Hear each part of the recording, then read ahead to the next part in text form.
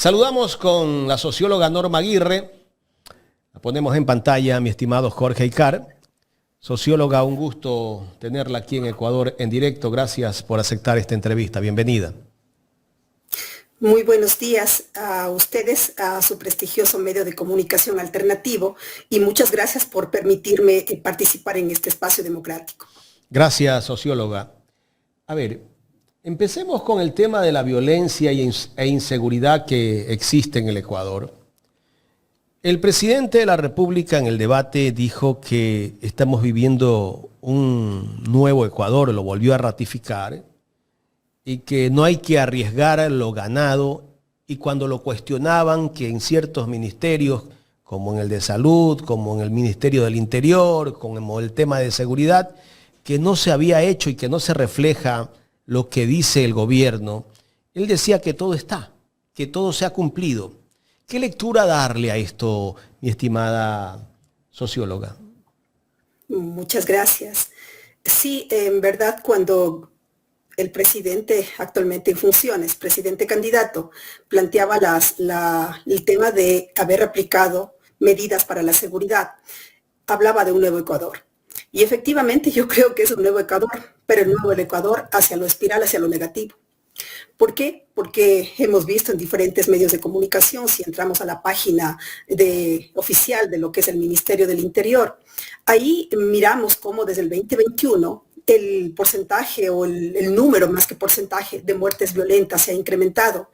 Desde el 2021 hasta la actualidad tenemos más de 22.000 asesinatos. 22.000 asesinatos, que no son poca cosa, que no es un dato menor. Si un solo asesinato, si una sola muerte de un ciudadano ecuatoriano, de una ciudadana ecuatoriana, nos debería preocupar mucho más de lo que en este momento nosotros nos vemos abocados. Y quiero decir que es una falacia también lo que plantea el actual presidente candidato, porque si nosotros solamente hagamos una pequeña comparación, tomemos los datos del año 2016 en que terminó el periodo de gobierno de Rafael Correa, del total del presupuesto general del Estado de ese año 2016 para seguridad, le orientaba el 9% para lo que es la parte de controlar el crimen organizado, para lo que es controlar la delincuencia común. Y tenemos acá que actualmente en el 2025, en el actual gobierno del presidente Noboa, hay un porcentaje mayor de presupuesto con respecto a la parte de seguridad. Es decir, el 10% del presupuesto general del Estado del año 24 se está dedicado a la parte de seguridad. Tenemos casi más o menos 300 millones más que con respecto al 2016, pero en términos de disminución de los índices de violencia va en ascenso. Creo que esto es importante identificarlo, creo que también es importante identificar que hay que romper la falacia de que el actual gobierno está en este momento disminuyendo el Estado obeso, que está optimizando los recursos. Tienen más presupuesto que hace 8 años. Y tienen, por supuesto, tenemos los peores indicadores de violencia a nivel del Ecuador. ¿Y esto por qué pasa? Pasa porque desinstitucionalizaron lo que es los sistemas de control de seguridad.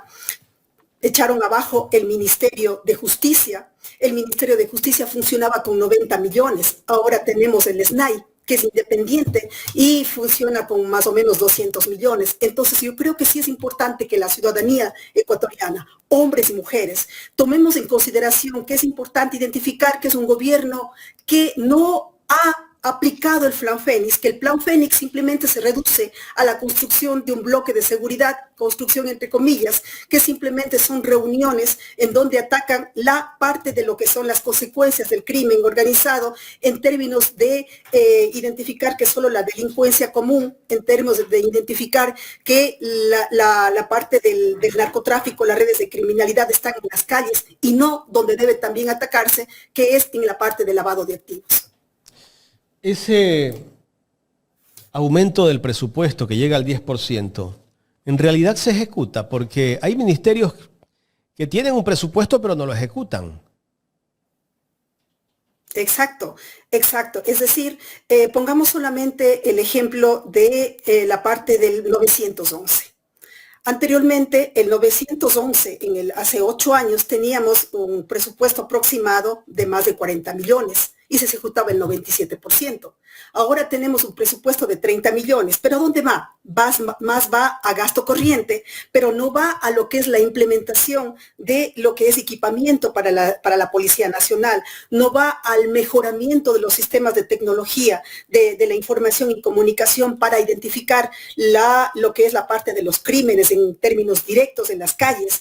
Y también, por supuesto, lo importante es identificar que el presupuesto no va orientado a tocar el tema medular que es el lavado de activos. Entonces, claro, estamos hablando que el crimen organizado se encuentra en los sicariatos, que por supuesto lo es así. Estamos hablando que el crimen organizado se encuentra en ejecutar todo lo que es un control de las Fuerzas Armadas en la parte de las cárceles, en la parte de los sistemas de rehabilitación de las personas privadas de la libertad, pero ese presupuesto no abarca, no incluye programas de prevención, programas incluso de atención a los sobrevivientes de la violencia. Entonces, por supuesto, tenemos ahí las cárceles hacinadas, tenemos una Policía Nacional que está pidiendo lo que son la parte de infraestructura a lo que son las juntas parroquiales, una Policía Nacional que cuando la comunidad demanda la parte de lo que son puestos de auxilio inmediato,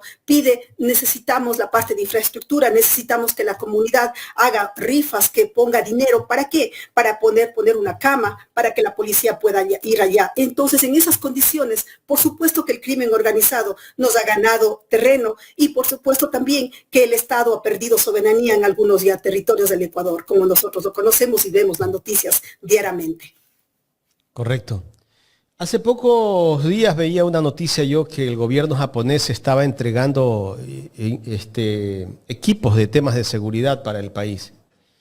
Yo no sé si el Ecuador no tiene presupuesto, ya un poco más si estamos mendigando a países amigos que nos donen o que nos regalen implementos para equipar a la Policía Nacional o a las Fuerzas Armadas, pero todas las Fuerzas Armadas, tanto las Fuerzas Armadas como la Policía, tienen su propio presupuesto. O sea, si un país decide hacer una donación, está bien recibirla, pero no tenemos por qué andar atrás de que gobiernos amigos nos ayuden para el tema de seguridad. Escuchaba yo a alguien la semana pasada que analizaba el tema de la seguridad y la relación que hay con los Estados Unidos. Escuchaba a la directora, me parece, de la revista Vistazo, que decía, qué bueno sería que los Estados Unidos nos donen o que nos entreguen recursos para la seguridad. O sea, el Ecuador no tiene recursos, no tiene un presupuesto para el tema de seguridad. ¿Por qué tenemos que estar esperando que otros países tengan que ayudarnos para la seguridad? Efectivamente, y voy a volver a enfatizar, cualquier ecuatoriano, cualquier ecuatoriana que entre e ingrese a lo que es las páginas del Banco Central, ingrese a las páginas de la parte del Ministerio de Gobierno e identifique cómo se distribuye el presupuesto general del Estado, que por cierto es aprobado por la Asamblea. Es un presupuesto prorrogado, aprobado por la Asamblea, y en la parte de seguridad se divide la mayor parte en lo que son en la parte de mantenimiento de las Fuerzas Armadas, para que operen las Fuerzas Armadas, más o menos unos 1.500 millones, 5% del presupuesto del Estado, y que opere también las fuerzas policiales en 1.300 millones. Entonces, estamos hablando que tenemos más de 3.000 millones, para ser exactos, 3.5 millones para lo que es la parte de seguridad.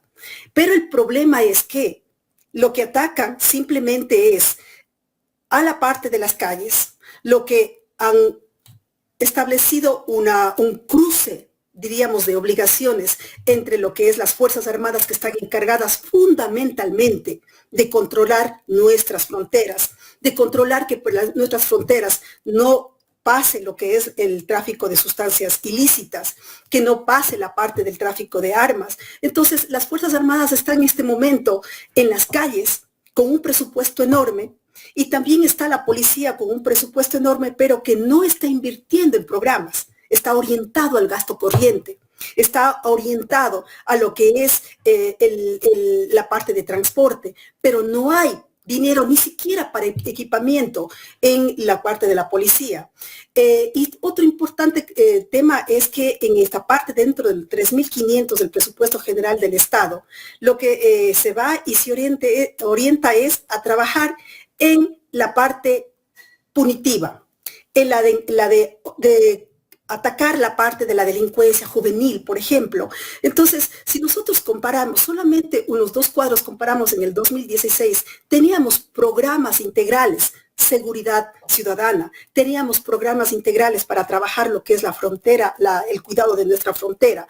Pero en este momento, si nosotros solamente identifiquemos que con el parte del impuesto, el 15% del impuesto al valor agregado que nos incrementaron el año anterior, teníamos más de 1.500 millones adicionales para el supuesto Plan Fénix. Pero en ese supuesto Plan Fénix no se ha visto reflejado porque tenemos a la policía empujando los carros de la policía en las principales autopistas, en la parte de los patrulleros a nivel nacional. Yo quiero poner solo un ejemplo.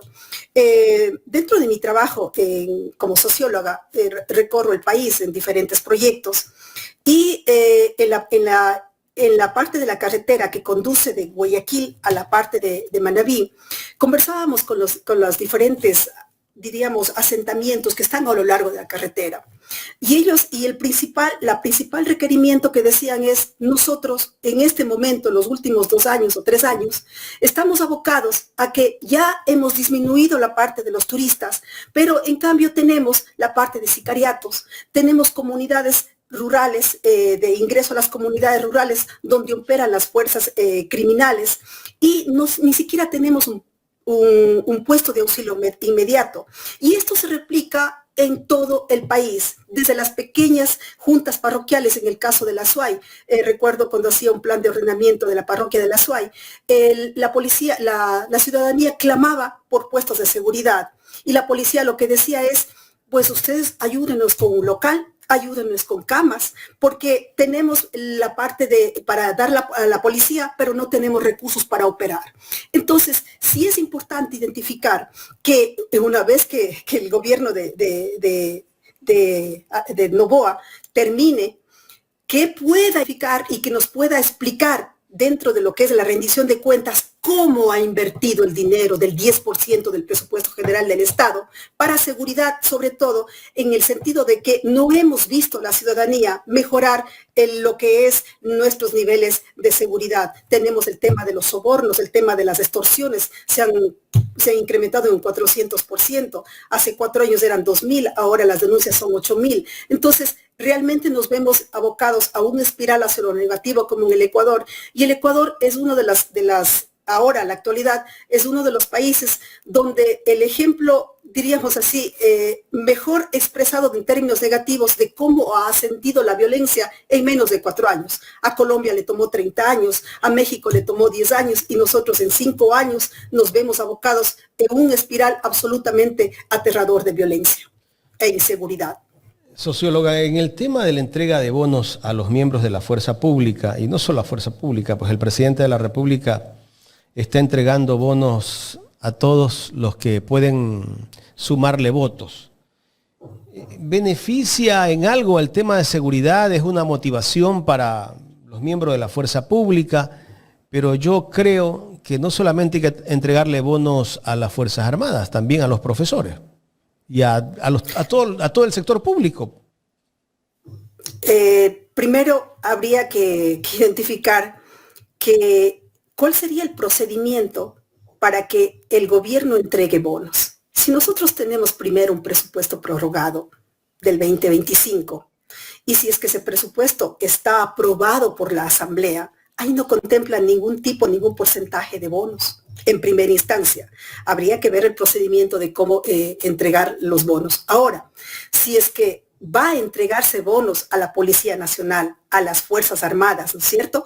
Tendríamos que identificar qué tipo de programas de prevención, qué tipo de programas están realizando para atender a las, yo no diría víctimas, a los sobrevivientes de la violencia que nos vemos abocados.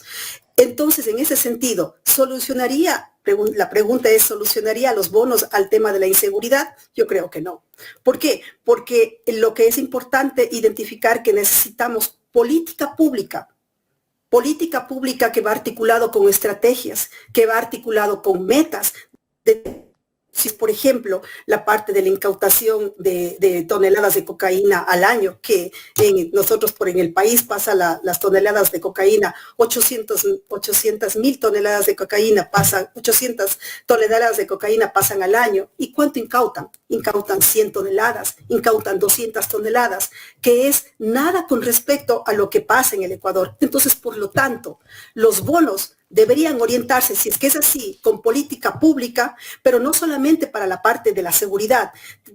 Tendría que articularse no bonos, sino programas, presupuesto para la parte de mejoramiento del incremento de la parte de educación, en lo que en este momento tantos niños y jóvenes han desertado del sistema educativo por falta de recursos. Deberíamos trabajar en lo que son políticas públicas para la parte en términos de salud, en términos de vivienda, es decir, para disminuir las brechas de desigualdad del Ecuador que tenemos en este momento aterradoras. 3 o 4 de cada ecuatoriano está en el nivel de pobreza. Si nosotros comparamos con el nivel de los indígenas, 7 u 8 de cada 10 indígenas y población afroecuatoriana vive en los niveles de pobreza. Entonces, eso también es un caldo de cultivo. ¿Para qué?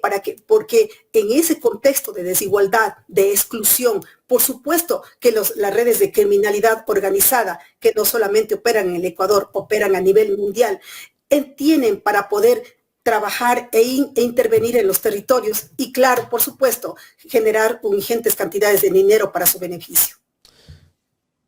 Vamos a otro tema, los planes de gobierno de los dos candidatos, de la candidata Luisa González y del candidato Daniel Noboa. Usted los ha analizado.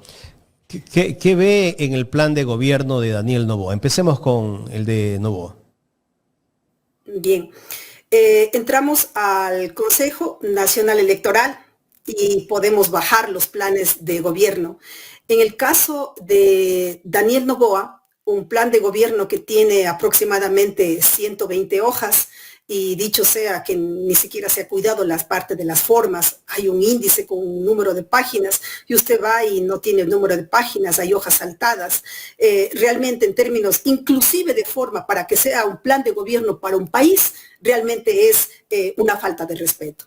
En segundo momento, también el plan de gobierno de Daniel Noboa tiene 4 ejes, un eje económico, un eje social, un eje institucional y un eje, el último se me escapa. Pero en términos de estos 4 ejes, en la parte de, ahí lo que le he identificado es sobre todo la parte de seguridad, habla en el tema de seguridad, de disminuir los índices de criminalidad. Incluso se orienta a continuar con este bloque de seguridad, pero en ningún momento habla de qué tipo de estrategias, qué tipo de planes de trabajo va a realizar para combatir el lavado de activos. Primer punto. Nunca habla de la reinstitucionalización o el fortalecimiento de las instituciones del Ministerio de Interior que es actualmente. No habla de cómo se va a trabajar en términos operativos para mejorar la administración de las cárceles, de los privados de la libertad. El programa de seguridad en la parte de Daniel Noboa tampoco identifica cómo va a enfrentar, por ejemplo, lo que es los niveles de consumo de las sustancias sujetas a fiscalización. Nosotros tenemos, por ejemplo, que en el Ecuador tiene una de las más altas tasas de consumo de sustancias estupefacientes en los ciudadanos. Y en ese sentido no hay el tema de cómo identificar y cómo atacar ese tipo de problemas. Otro aspecto que creo que es importante, y ahí el gobierno de Noboa en términos de seguridad no lo habla. Nosotros, por ejemplo, en términos de mujeres, cada 23 horas es asesinada, cae una mujer, es víctima de femicidio. Pero lo que no estamos viendo es de que más de la mitad de estos femicidios caen en manos o tiene articulaciones con redes de criminalidad organizada. Y esto está en los indicadores de las páginas oficiales del ministerio. Entonces, ya el femicidio efectivamente es una de las violencias extremas más duras que sufren las mujeres, pero el femicidio en los años anteriores tenía mucho que ver con la parte de la violencia intrafamiliar, y ahora con este ascenso de la violencia de las redes de criminalidad organizada, las mujeres también somos víctimas, y mucho más de la parte de las redes de criminalidad organizada. Y ese tema, ese aspecto, en ningún momento lo toca Daniel Noboa. Hay unos 6 o 7 enunciados en la parte de seguridad, pero en efecto son saludos a la bandera, como se suele decir. Vamos a la parte de... Sí, sigan más. Todavía no terminamos. Vamos a la parte... Sí, en la parte de Noboa también, realmente a mí me llama la atención. Por ejemplo, hay un área en la que yo trabajo en el tema de la energía, ¿no? 4 enunciados para solucionar el tema de la energía, el tema de la provisión de la energía.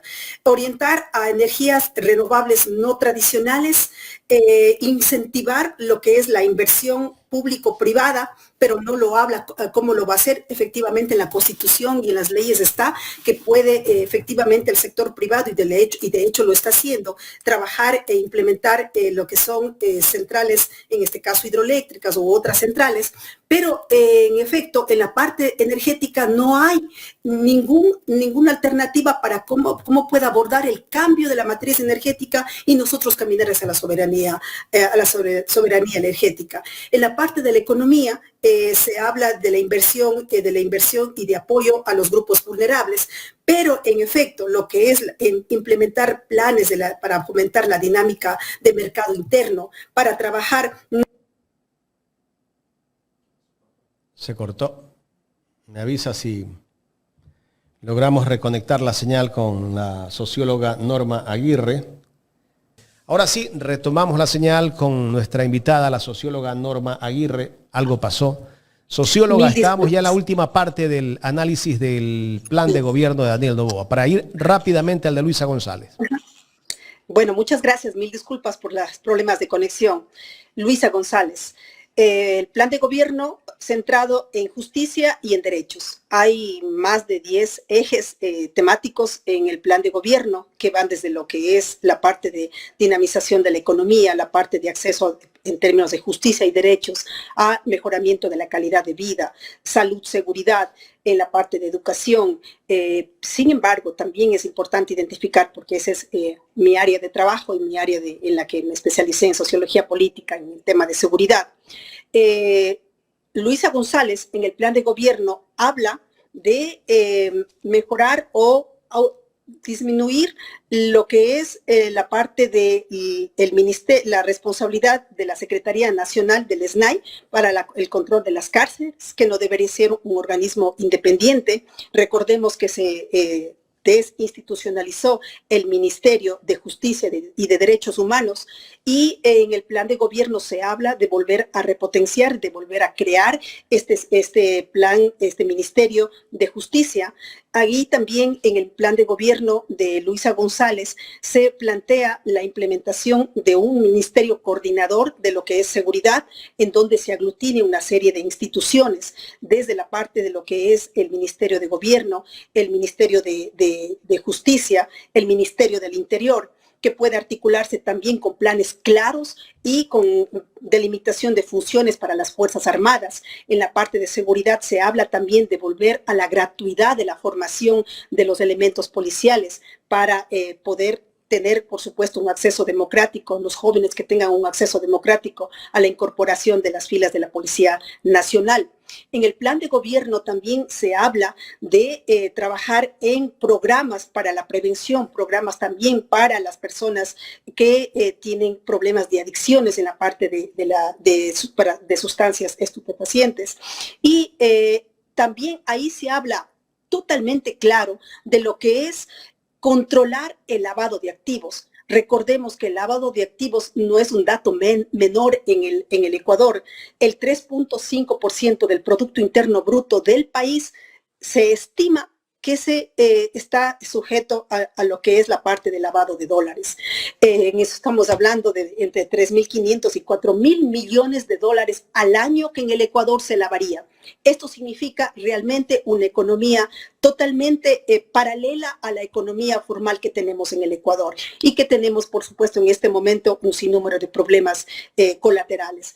En el plan de gobierno también de Luisa González, en la parte de seguridad, se habla de trabajar en el tema de sensibilizar y también sensibilizar, formar y prevenir lo que es la violencia de género, lo que es la parte del trabajo dentro de las Fuerzas Armadas y de la Policía Nacional, disminuir los problemas de violencia contra la mujer, la parte de femicidios. Hemos escuchado a lo largo de estos meses varios casos de violencia contra la mujer, femicidios, violaciones incluso en los que son los órganos de seguridad de las Fuerzas Armadas, en la Policía Nacional, y es necesario tocar estos temas porque de lo contrario simplemente serían temas parches si es que no se lo trabajara. Otro aspecto de lo que es el plan de gobierno de Luisa González habla de trabajar con las víctimas de la violencia. Aquí sí quisiera detenerme un poco.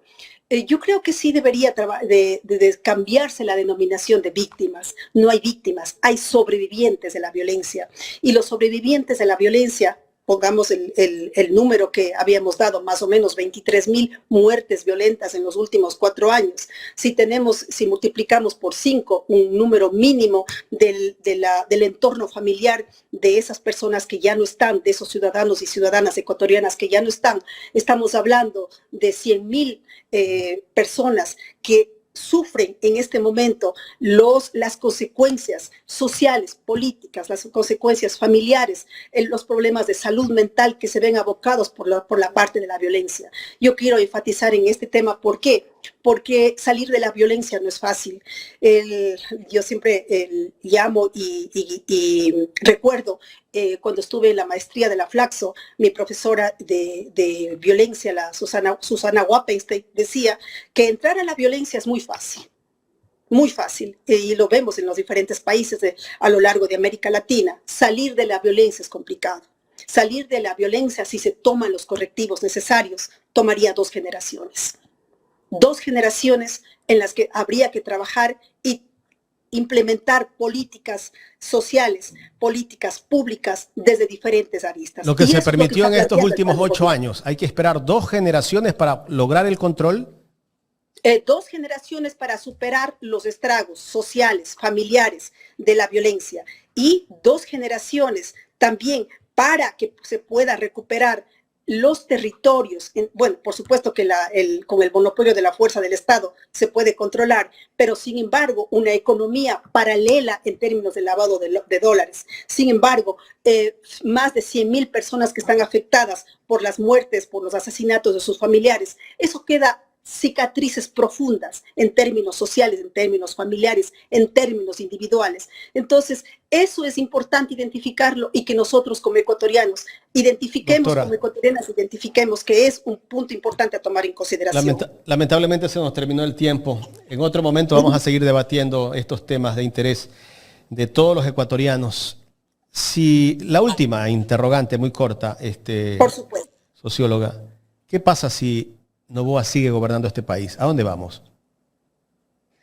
Yo creo que las palabras del doctor Francisco Herrera Arauz, dadas en este medio de comunicación hace algunos días, son contundentes. Es la fórmula exacta, la fórmula perfecta para el desastre. La fórmula perfecta para el desastre, porque ahí tendríamos que vernos nosotros los ecuatorianos absolutamente solos, sin políticas sociales, con un presupuesto que está orientado solamente en términos de seguridad para la parte de cumplir el gasto corriente. Tendríamos que vernos el incremento de las extorsiones, tendríamos que ver que el país empieza ya como un cáncer, la violencia, a tomar diferentes territorios que aún pequeños no están tomados por la violencia. Entonces, en ese sentido, votar por Álvaro Noboa significaría, por Daniel Noboa significaría que el Ecuador tendría muchos problemas para poder salir de la violencia y tendría muchos problemas para avanzar adelante. La migración incrementaría, los jóvenes saldrían del país y se incrementaría la violencia y, por supuesto, la violencia contra las mujeres. Gracias a la socióloga Norma Aguirre. Muchísimas gracias, socióloga, por su tiempo para conversar con nosotros en esta mañana. Muchas gracias, agradezco a ustedes, a Ecuador en Directo, y estamos en esta lucha por continuar y conseguir un Ecuador diferente. Muchísimas gracias.